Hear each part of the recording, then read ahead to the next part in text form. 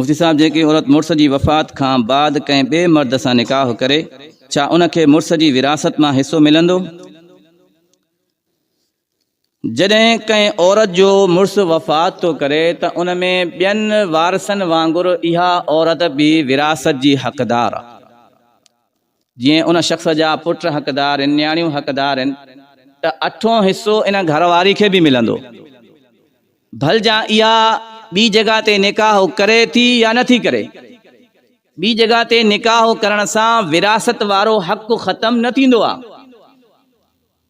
Government में इहो उसूल आहे त जेकॾहिं कंहिं गवर्नमेंट मुलाज़िम जी का घरवारी आहे, उनखे पेंशन मिलंदी, पर पेंशन तेसीं ताईं मिलंदी जेसीं ताईं उहा औरत ॿी जगह ते निकाह नथी करे।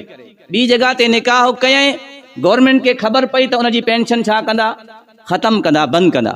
लेकिन शरीयत में ईअं न आहे।